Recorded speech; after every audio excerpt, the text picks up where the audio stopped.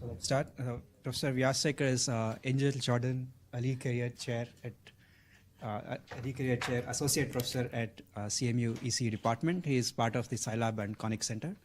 He works in networks and security and is talking about universal monitoring and universal sketching. Cool. All right. Thank you. Thanks for having me at this summer school. Seems like some fun projects are going on. So this is actually based off a talk I gave recently at ACM's talk, which is surprising that they invited a systems person to a theory conference. So this is actually an interesting story of serendipitous collaboration between theory and systems. We originally started off doing it in the context of network monitoring, but thinking more broadly, I actually think that this type of work has broader applications to telemetry and analytics and whatever kind of monitoring we want to do in future IoT systems. Before I begin, I actually want to sort of thank a lot of people who actually did most of this work. I'm just here as an evangelist for this work. The original universal monitoring team, Alan Lee, who is a student at Georgia Tech, at Johns Hopkins. His advisor is Vladimir Braverman, who is sort of behind most of this sort of theoretical breakthroughs in universal sketching. We've also done a lot of implementations to show that it's not just theory, but there's also a lot of practical implementations on different kinds of platforms. So there's a bunch of folks who have helped us do these things. All right, so let's sort of dive into the motivation for this work. So the motivation for this work really stems from the fact that if you are managing a large networked system, an IoT system, for example, you actually have a whole different slew of analytics tasks that you actually want to run on top of the system. So for example, I may want to estimate what kind of traffic is going through the network. I might want to estimate different properties of the data through my network. I might want to do different kinds of check for different kinds of anomalies. Has there been a spike in a particular region? Are there new kinds of heavy hitters who are sending a lot of traffic, and so on and so forth. So these are the kinds of analytics tasks that I might be interested in a network setting. Now, here's a very informal problem definition of what I would like to do. So imagine an IoT deployment or a network deployment. I have a bunch of different telemetry or monitoring applications. And notice that the very fact that I'm doing monitoring means that many of these tasks might be unforeseen. I may not know until the deployment happens or until the system is actually running of what I'm looking for. Obviously, this problem is trivial if there are no resource constraints. The key fact is in a network or in an IoT deployment, there are key resource constraints on your elements that are monitoring the state of your system. So these could be either CPU or memory constraints or bandwidth constraint in reporting the statistics to a central agent, or in an IoT setting, things like energy becomes very, very important as well. Okay, so our sort of generic problem is really deciding what kind of monitoring primitives do I want to run on my sensors, on my monitors, on my network routers, and so on, such that they respect these kinds of resource constraints. They operate within the system parameters, but still provide high fidelity estimates or provide high accuracy for the kinds of applications I care about. Right? If I actually want to detect an attack or detect if there is a spike in energy usage in a particular environment and so on, I do want to provide high accuracy for those applications. All right, so this is the driving question for this work, is what monitoring primitives do I want to run? Now, again, I'm going to use networking as a driving application or a driving scenario, but you can think this has more broader applications as well. Okay, so sort of the traditional approach you would think about doing this is as a sort of data comes to you in a streaming model. The very simplest thing you can do is just run some sort of a uniform sampling algorithm and then sort of collect the data and then send it to some central agent for running estimates on top of that. Okay, so for example, in the context of network monitoring, the most common used primitive today is something called NetFlow or CFlow or other kinds of sort of industry terms. So what it does is sort of it samples the incoming packets at random, groups packets with a similar pattern into what are called flows, and then reports these sort of flows and their counters to some central collection point. Okay, so here's a quick animation. You have like sort of different flows here, flows 1, 3, and 6. flow 1 has like 5 packets, flow 3 has 1 packet, flow 6 has 1 packet, and so on. As these sort of items come through the system, this monitor is sampling them, discarding some of these samples, updating counters for a subset of these, and then it reports whatever it sort of sampled, the sample flow reports to some central agent, and then I can estimate different properties of the stream that I wanted to monitor using the sampled reports I've collected. Okay? So this is a very typical workflow that happens in most monitoring tasks today. Now, the problem is, and many people have observed it, is sampling is a reasonable starting point, but it is actually not great for a number of fine-grained tasks. For example, if I want to do anomaly detection or some kind of security monitoring or finding the heavy hitter that's in the network, sampling may actually not give you the right answer. Now, an alternative approach, and there's been a lot of really cool theoretical work in this space, is what are called sketching or streaming algorithms. So in the general workflow here is, think about it as like, if you tell me what metric you're interested in, like saying, I want to find the maximum value of a data stream, or I want to find the median value of a data stream, or I want to find the percentiles of these values in a data stream, and so on. If you tell me the metric a priori, there are a number of very cool, compact, highly efficient algorithms or sketching algorithms that can maintain a compressed data structure that are extremely optimized for monitoring that particular metric. So if I say I want to find heavy hitters, I want to find the entropy of the stream, I want to detect people talking to a number of distinct destinations, and so on and so forth, I can actually go and develop these custom algorithms, deploy them on my monitoring nodes, collect the data structures relevant for that particular monitoring tasks, and then report them back. So, and there's been a lot of fascinating sort of theory in this literature that solve these kind of problems. Now, of course, from a practical systems point of view, imagine you're developing an IoT sensor or an IoT monitoring system. This is not a tenable or a practical trajectory. The set of metrics I care about in a stream is always constantly growing, and I also don't know a priori what metrics I want to monitor the state of my network. So clearly, from a systems point of view, this is not a great idea because it entails higher complexity on your sensor, which has a limited compute and bandwidth. It's obviously higher development time, like every one of us has to go develop new algorithms as new applications emerge. And moreover, even if you think about sort of a reprogrammable or a reflashable sensor that you can actually change the algorithm that's running on it, even that is not sufficient because at any given point of time, the resources on that node have been tightly committed to the metric of interest already. If I want to do some retroactive analysis and ask, hey, what was the value of this metric M1 5 minutes ago, unless that metric was already being monitored, I actually don't know that value. So it's not very good for time series analysis or retroactive forensics and so on and so forth. So this is kind of like this sort of dilemma, these sort of two classes of metrics, two classes of estimation approaches. Generic approaches like sampling, which are sort of okay but not very accurate, or custom algorithms that are highly accurate but entail a lot of complexity. Okay? And sort of from a systems point of view, this question has been bugging people for a long time.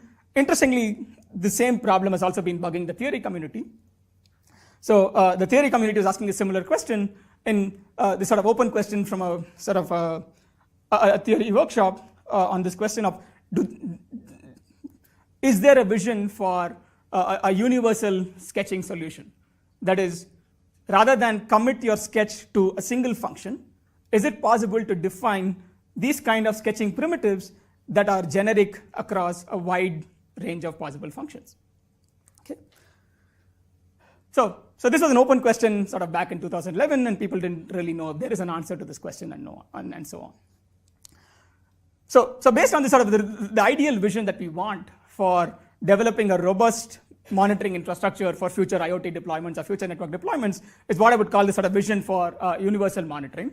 And the idea here is, as your stream of data goes through your monitoring node, I can do some amount of data processing in a streaming fashion. I want to keep as generic a computation or a data structure as possible on what I call the monitoring data plane, the hardware, the IoT sensors. I report this sort of generic or compressed data structure back to some sort of central collection agents, so something in the management or control plane. And the idea and the hope is that whatever I'm collecting can be used for a variety of downstream applications or tasks. Somebody else can go write queries to, on top of this sort of compressed data structure and say, oh, I want to re-estimate or recover properties of the stream that my application really cares about. Okay? So again, sort of this is this one data structure for a wide variety of tasks. And the nice thing is actually sort of naturally what I would call late binding. And this is a nice property to have from a systems perspective, is that when I deploy this sensor, build this hardware, invest my developers' time in deploying these algorithms, I do not need to know a priori what my customers want. So this is actually a very powerful, practical sort of architecture. I do not need to know what the customer wants before deploying them out there in the real world. Okay? So this is kind of like a crazy vision. It's like, I mean, it's not clear how I can do it. So there's obviously a bunch of different technical challenges in this problem space that we actually don't know the answers to at this time. Okay? So a bunch of open questions. First of all, there's sort of this theoretical question of, does a universal sketch actually exist? Right? It's an open question. Does a sketch actually exist? Even if it does, it may be impractical to implement. Right? So what's the point of having a theoretically elegant algorithm if it's not very practical to implement on a resource-constrained hardware or a router and so on? Yeah? What is the definition of a universal sketch? So the definition of universal sketch is exactly this, right? You give me a set of functions or a set of metrics or applications you want to run. I have to put like one single counting data structure on my monitor such that all of those applications will have high accuracy. No, but I thought your example was I will come up with an application in the future. Correct. And the sketch should... Exactly. So yeah, so the set of applications might be unknown or unforeseen. But you may bound them and say they may come from this family of functions and so on. We'll qualify what that universality means in a second. But think about there are any number of tasks that a future network operator or a future IoT analytics framework may think about. And the counters I'm keeping should be sufficient to estimate that particular application. How big can this data structure be? Sorry? How big can this generic data structure be? So again, the idea there is you have resource constraints. Right? I don't have infinite memory. I don't have infinite processing. So it has to be a compact data structure. So, sorry? So typically, the sketching and the streaming algorithms are sublinear in terms of the number of sort of items in the stream. And I'll sort of define the streaming problem a little bit better, right? Yeah, obviously, if I had like infinite things, I would like dump all the data, send all the data, but that means that I'm violating the CPU consumption, the memory consumption, and the communication cost. That's not a viable option for IoT or routers or anything in practice. Okay, so the first question is, does a universal sketch exist? And before I go there, I should sort of give a little bit of background to formally define what I mean by a sketching or a streaming algorithm. And again, I'm going to sort of use some of the standard terminology from the theory community to explain what these problems are. Okay, so here's a very quick one slide overview of what a stream or a sketching algorithm means.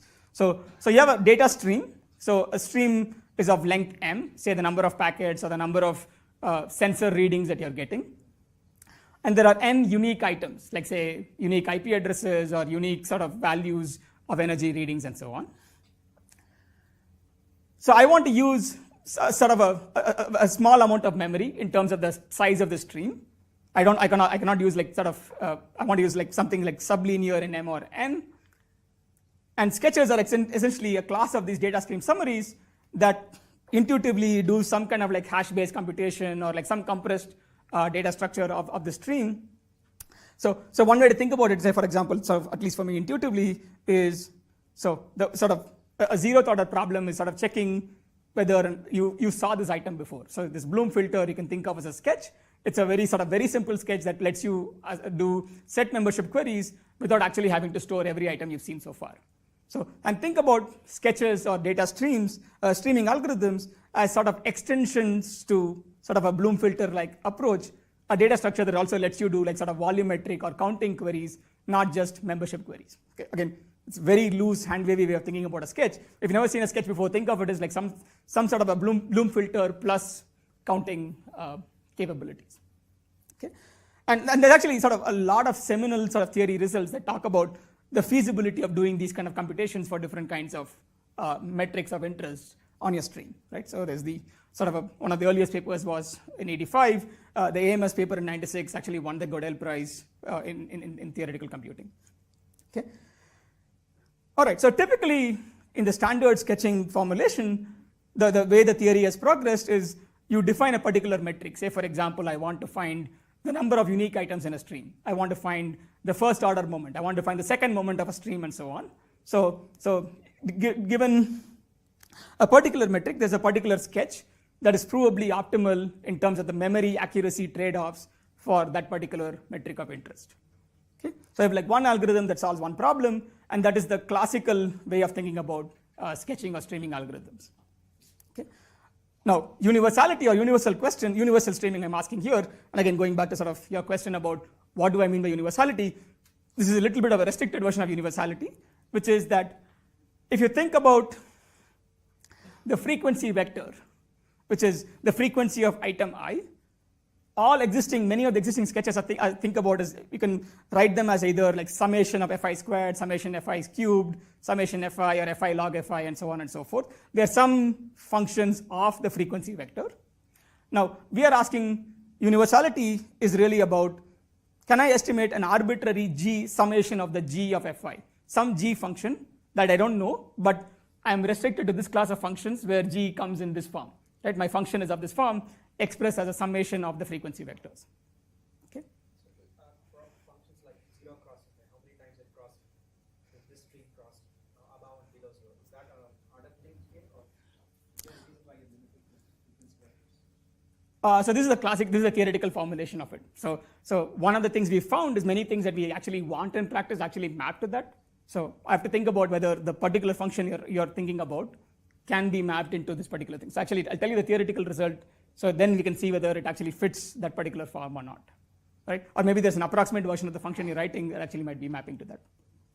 But that's actually a very good open question, which I don't know, is like, if you have an application in mind, does it fit my model? That I don't know, I can't just give you an intuitive answer, it's like, hey, this is there or not. Okay. All right, so here's an example. So when sort of, you can write this sort of many of the classical sketches, like first order, unique elements, entropy sketches, all of them can be written in this form as some kind of g sum function. All right, so and this is where the sort of this somewhat counterintuitive result in theory that actually says that indeed there exists a universal approach or a universal data structure or a universal sketch that can support a very large family of functions. So these are sort of this class of functions that intuitively don't grow faster than fi squared. So if the function does not grow monotonically faster than fi squared, it turns out there is a universal sketch construction for that particular class of functions. Okay? And the theory that's a universality proof. And then the existential proof is like, well, there is a universal sketch that exists that actually can be used to estimate this g sum with high probability using sort of polylogarithmic memory, again, sublinear memory in terms of the stream size. Okay? Now, again, I did not come up with this theory. This is like really cool theory and probably beyond my comprehension, but it's actually a very counterintuitive and sort of interesting result that shows the feasibility of developing a universal construction for a large family of functions. And again, as I said, many things we cared about in the network setting seem to fit this sort of definition very naturally. One option is to just keep every fi, maintain every fi individually. As a sketch, So yeah. I assume that this does better than that. So actually, we'll see sort of some of the results. I think one of the nice things about universality is actually this late binding, and I don't need to know a priori that what is necessary, right? And also the nice thing also we'll see is actually that it's better to give more memory, the union of the memory to like a universal sketch than fragment your sort of resources across multiple sketches. So one of the sort of so from both the systems and a theoretical perspective, it's actually interesting. Actually says that we'll see as the portfolio grows, it's better to give the resources to a universal sketch than fragment it across custom sketches for each different application. Okay. And again, sort of this G can be more than just like fi squared, right? It can be a little bit more broader than that. Now, so here's the intuitive way I thought of I've requested the theory people to explain this to me a little bit more intuitively. And intuitively, the way to think about it is like, goes back to sort of classical heavy hitters. So heavy hitters are items in the stream that appear a lot of times, like say the one person who's getting DDoSed or the one person that's sending a lot of traffic are heavy hitters in your stream. Now, intuitively, you can essentially split sort of the stream into two cases. Either there is indeed one very large G heavy hitter, not a heavy hitter in the classical sense, but a heavy hitter that contributes to the G sum, in which case you can use a classical heavy hitter algorithm and you're done. You basically get a very accurate estimate of the G sum if you just find the heavy hitters, the L2 heavy hitters. L2 here, the L2 norm of the stream. Now, the second case is more interesting, is actually suppose the stream is such that there is no such sufficiently large heavy hitter that's contributing a significant amount of mass. Then there is this trick where you can actually think about running sort of a recursive version of this on progressively smaller sampled substreams. And in fact, it's a sort of a logarithmic number of substreams. And it turns out you can actually prove that finding heavy hitters on the sort of recursively sampled streams is sufficient to estimate the G sum. Okay? So again, this is sort of a very hand-wavy explanation of why universal sketching actually works. So let me actually sort of show you sort of what the counting, the data structure actually looks like. So what we're going to do is, given a stream, we're going to use a number of sort of a logarithmic number of 0, 1 hash functions that essentially say whether or not this particular item in the stream is being sampled. So I will have like level 0, level 1, dot, dot, dot until level log n. And at every level, I'm going to run a classical heavy hitter sketch. So this can be countmin, count sketch, any number of algorithms that you can sort of plug in and play here.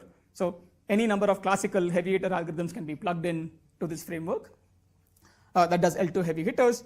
Then I get the heavy hitters and their respective counters from every level, and it turns out that is sufficient to get a very accurate estimate of a G sum through a recursive computation. Okay? Now, so this is actually what intuitively the data structure looks like. And if you think about our original vision of universal monitoring, really what we're going to do is put this sampling and sketch counting heavy hitter sketches in our data plane. So there's a bunch of hash function computations and these sketching counters. And I'm going to push all the application specific computation. Say, oh, I want to do DDoS detection. I want to do find the top k people in the stream. I want to estimate the entropy of a particular dimension and so on. I'm going to push all of those into what I would call the logical control plane, some sort of analytics agent or a cloud backend or whatever. Okay? So all these sort of, in some sense, are offline, right? I mean, think about all the application-specific computation. I mean, they may still be real time, but they're not running on the IoT sensor itself. They're running in some backend agent. Yeah. Is it efficient to do like login number of indicator hash functions in the data for every packet? Great question. So we'll get to that in a little bit in a little bit. So there's actually some, so you can think about it that way as well. So, but that's actually one of the things where the theory meets the practice has to be a little bit more careful. And we'll give you examples where in some cases memory is the bottleneck, and in that case that's the right thing to do. In some cases where you become like processing or CPU becomes a bottleneck, we may have to come up with alternatives or like approximations to that particular the hash computation itself. So, and in fact we have found that in some cases. I'll tell you about that. All right, so this comes back to sort of your sort of prefetching the second question is like, okay, I've told you the universal sketch construction at a high level. Is it actually practical to implement? I don't yet have sort of experience implementing on sort of low power IoT platforms yet, and that's kind of where I would like to see this implemented. But I can talk about a couple of different experiences that we've had in implementing on more sort of classical network-centric platforms. So we implemented in like sort of an emerging programmable software router or switch architecture called P4. We've done it on other network processor platforms, and also looked at sort of virtual switching platforms that are very common in like data centers. Like for example, everything in Azure is running on top of a virtual switch. You can imagine running telemetry or monitoring applications inside the virtual switch inside your data centers and so on. So, and the cool thing for us is like most of these sort of systems are already open source, and our implementation too is as well. Okay, so and this sort of highlights again the sort of interesting mapping of the theoretical construction to practice, and where we have to be a little bit careful about how we do the implementation. So here's our sort of mapping to sort of P4, and sort of the classical way, sort of the naive way of doing it is to say the entire data plane goes to P4 and the only application estimation goes to the control plane.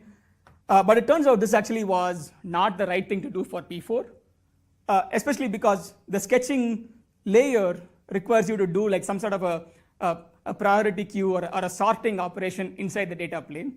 And that turns out to be beyond the capabilities of what this P4 hardware can actually do. So what we did was essentially said, we made a pragmatic choice to say, well, we can't do a priority queue or a sorting operation in the data plane. Instead, we'll just like sacrifice a little bit more communication overhead, send the raw reports, the raw data structure to the control plane and say, you do the sorting part, I can't do the sorting part. Okay? So we have to be careful about how we map this computation. And this was an interesting sort of exercise that showed the naive way of mapping it to the hardware may not be the optimal way. So we sort of pushed the sorting part to the control plane as well. But again, this is the conscious trade-off. We incur a little bit more of a communication overhead, a few megabytes more for a very large stream, but it's actually feasible to map in the hardware. Now, similarly, so this is the sort of experience with this sort of reprogrammable switch architecture. The other thing I actually want to point out is actually we've also implemented it in software switching or software router platforms. And here, this is where some of the questions you asked about is like, is it possible to compute these sort of log n hashes and so on comes into play. So it turns out in these sort of software router or software switching platforms, memory is not a problem. You actually have a lot of memory on your server.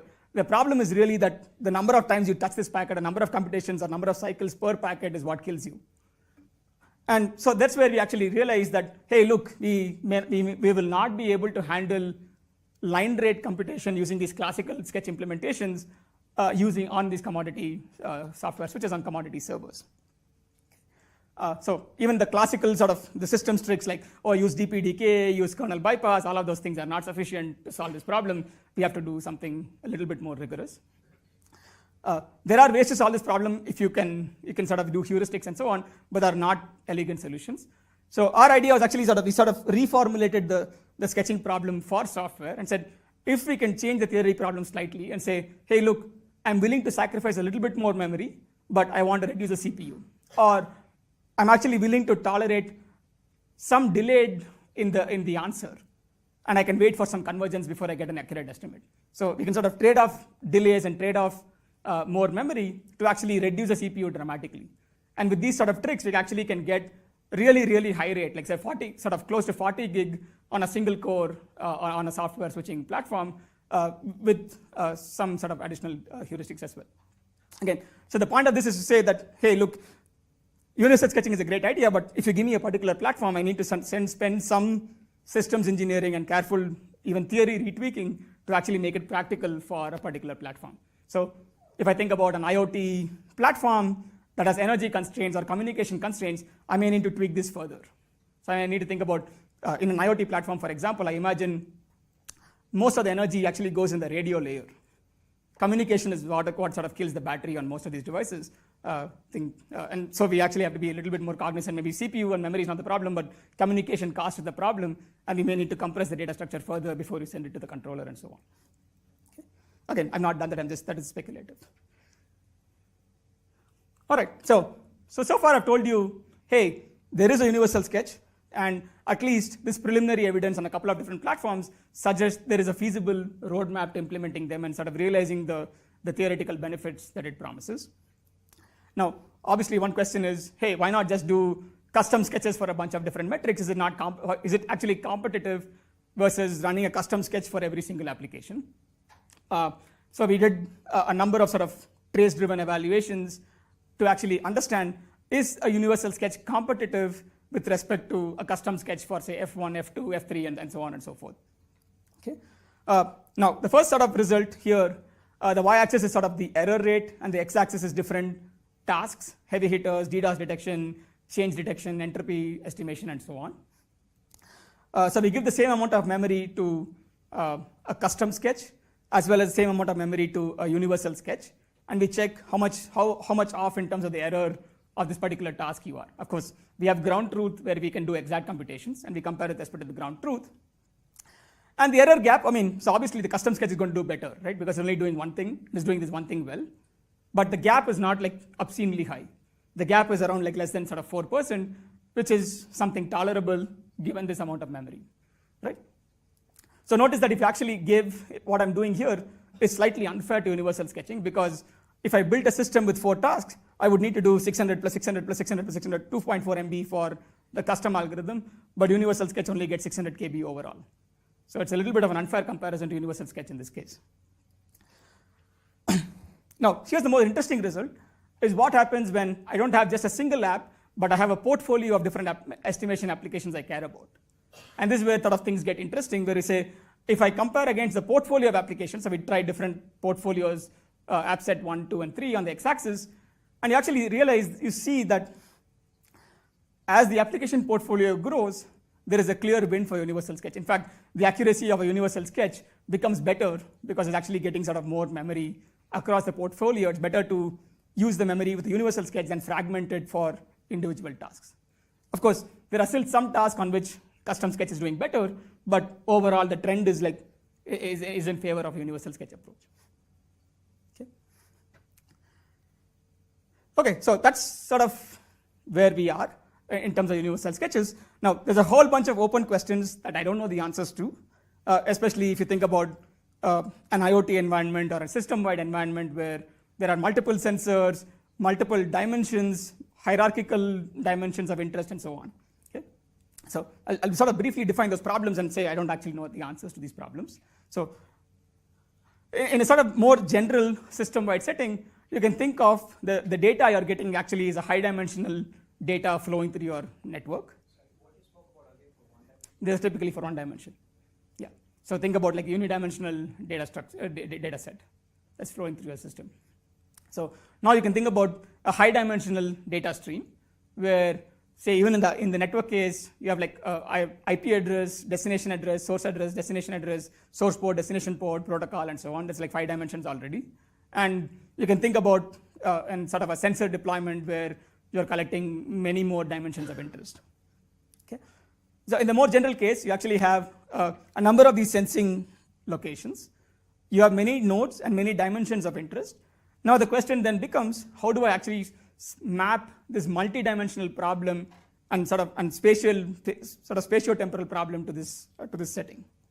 Okay. Now a trivial solution might be to like place every sketch for every single dimension on every single node, but that's obviously not the most optimal thing you can do. We can do a little bit better. So we actually showed where we can do a little bit better in terms of placement and coordination across the sketches, at least for sort of one, where the case of the number of dimensions is small. A more open question is, when you get to the multidimensional question, you may also be you may be able to exploit some kind of hierarchical structure in the data to actually do better. And we are not doing any of that stuff right now in the multidimensional problem. And sort of the holy grail here is to think about having like one global monitor that all the data goes through, and can I get the equivalent accuracy of having all the data streaming through one global node, even though I have a system-wide deployment. Okay? I don't quite know how to do that yet. Okay, that's sort of the holy grail of this sort of system-wide placement and analytics problem. All right, so that's kind of where we are in terms of universal sketching. I actually think that this is a very cool primitive that can have very broad applications, not just in networking, but also in the IoT domain, especially going forward where there's going to be many diverse tasks and many different kinds of estimates you actually want to do. And this could actually be a sort of a fundamental building block of how you build future analytics or telemetry capabilities for IoT and so on. And the rest of this talk, I actually sort of briefly touched upon a couple of other areas that are relevant to sort of this workshop agenda. One is talking about sort of interesting machine learning problems at the intersection of sort of machine learning and IoT security and privacy. I sort of asked to talk about some of these problems, and also talk a little bit about the sort of new large initiative we are launching at CMU called Connix, which is talking about sort of a broader umbrella for many of these different open problems in general. Okay. So here's sort of a set of interesting, again, this is not meant to be comprehensive, but just to sort of pique your interest about interesting problems or applications of machine learning to security and privacy in this particular space. So one problem I'm interested in is looking at sort of, can we model the behavior of an IoT device and automatically extract a behavioral model for what a normal behavior of an IoT device is going to be, right? So the example, sort of the motivation here is many of the high-profile hacks and many of the high-profile incidents we see today are somebody went and broke into your IoT device, right? There's a camera there, somebody hacked into the camera, and now maybe sort of my stream is going out somewhere else, right? So now one question is, well, these IoT devices are not general purpose computers. So somebody using them as a general purpose computer is a behavioral aberration from the normal expected behavior of a thermostat or a camera and so on. So the question then becomes, can we build robust behavioral models that capture the footprint of an IoT device and use it to sort of flag for security violations and so on? Now, the challenge, of course, is how do I do it in the presence of noisy and unlabeled data, right? So there's this disconnect between machine learning and security in general. So machine learning typically assumes that you have somebody's nicely give you a labeled data set, at least many classical formulations of it do. In security, we actually don't have these labels. And often it's an adversarial setting where you also need to worry about the possibility of an adversary polluting or actively evading your classifier and so on. Okay? So we have some preliminary ideas here, talked about sort of how we can build sort of a robust representation, sort of a finite state machine representation of different IoT devices, and use that to flag deviations for many different kinds of devices. So the idea here is sort of how do we actually make it robust to polluted incoming data, and how do we actually build a compact behavioral model that's actually hard for an adversary to evade in the future and so on. Okay. So another sort of interesting sort of problem domain I've been thinking about, I don't actually have a pretty slide for it, but the sort of the vision here is think about, really came about sort of reading a bunch of news articles, right? It turns out if you use like a service like Airbnb or a hotel, what looks like a thermostat is actually a camera or a listening device that's spying on you, right? So now the question then is like, okay, I'm a user of these services. I want to be able to walk into a room and say, hey, look, and sort of map out the kind of sensors and capabilities that this particular room has. And say, hey, this camera is actually listening to me. That's a thermostat, or that looks like a smoke alarm, but it's actually a camera that has listening capabilities and so on. So the idea here is I should be able to walk into a room and say, figure out the capabilities of individual devices inside the particular room, so I actually know what I'm getting into, right? If I'm going to an Airbnb, I know what I'm getting into. There's a hidden camera there, so maybe I'll be careful about what I do there, right? So this is an interesting application of machine learning, right? You can think about, I can walk in, I can monitor different kinds of features. I can monitor the Wi-Fi, the Bluetooth, the energy spectrum. I can monitor the free sort of the RF spectrum. I can monitor visual light emissions and so on and so forth. I have a bunch of different features, and I want to be able to say, hey, based on these features, is that a camera or is that a thermostat? That guy's a thermostat, claims to be a thermostat, looks like a thermostat, but its EM footprint looks like a camera, or its Wi-Fi footprint looks like a camera. Can I do it? Maybe I can. And it turns out there's actually some interesting preliminary work by some other folks from this paper that they were looking at, and they actually have this data set. So those of you looking at for interesting IoT smart home data sets, this actually seems like a nice data set. So they collected traffic emitted by 31 smart home devices and sort of very standard sort of traffic fingerprinting techniques. Look at the average packet size, look at the kind of protocols, the kind of ports these particular devices is sending, and use that to create a compact fingerprint and say, hey, look, if you're sending a lot of outgoing connections, you're probably a camera. Or if you're sending periodic heartbeats, you're probably Amazon Alexa, and so on and so forth. Again, nothing sort of fancy there. What if you're using a wired network, like these devices are wired? Good question, I don't know. So then maybe you have to look for some other features. So this is just, yeah. So the question is what features can you monitor, and maybe there's actually manifestations in the other parts as well, right? Maybe there is a the electromagnetic emissions may actually manifest even though it's wired and so on. Or you can actually also think about like actively doing something to see how they respond to active requests and queries. I don't know, right? Again, this is no open question for me.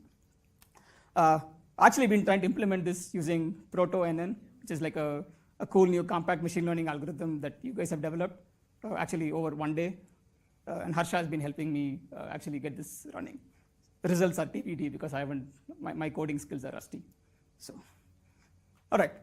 So that's a sort of interesting applications of machine learning to security and privacy. The last part I actually do want to talk about like sort of this new big center that we're actually doing, looking at these problems in a more general perspective, right? So I talked about sort of monitoring for telemetry, interesting applications of IoT to machine learning and security, sort of machine learning to IoT, security and privacy.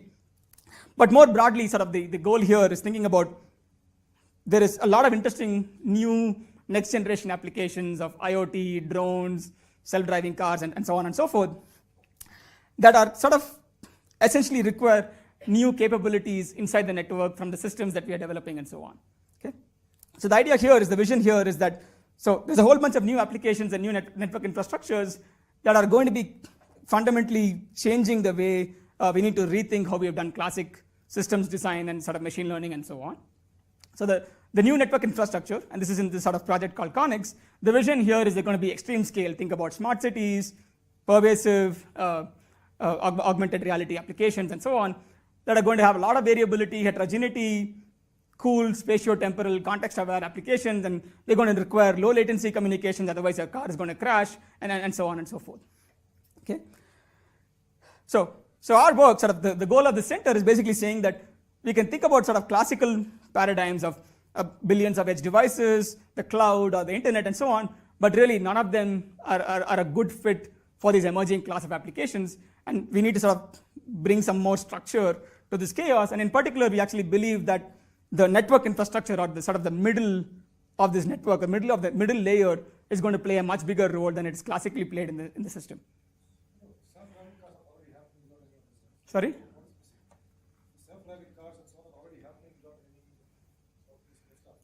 So that's a good question. So one thing about sort of all the self-driving cars are actually having sort of massive GPUs and stuff inside the system. So think about like the version of it, like can you make a Tata Nano a self-driving car? Can you have a low-cost self-driving car where actually the computer actually backend? It's not like you have bazillions of GPUs inside your network, inside a car and so on. Again, that's one example where you can think about, you can democratize the ability of doing it by doing it more. That's one way of thinking about it, but low cost is not the only thing, but so that's one sort of natural way of thinking about it. Yeah, and sort of the goal here is sort of the vision of this sort of having more in-network computational capabilities is sort of a natural way of dealing with a bunch of these different distributed applications. And it's again, given that the cloud and the edge are both hard to change, the network actually might be the way to sort of do things. So again, this is not a sort of a single systems or a machine learning or a hardware problem. It's really sort of a cross-cutting problem where, as I said, there's a very diverse team from multiple universities we're working towards this vision. You're looking at machine learning for resilience, building these sort of trustworthy computation systems from scratch, sort of safe, secure, and smart programming, building cool new spatio-temporally aware applications, better in-network coordination and control mechanisms, as well as sort of new hardware architectures and sort of maybe even like some of the compact machine learning algorithms that can run at the edge and so on. Again, early days. This is really less than 6 months since we launched. So this is sort of a long-term effort that we're actually launching right now. So research fellows or other people in this room who are applying for grad school, we are hiring aggressively. Cool. That's it. I'm done.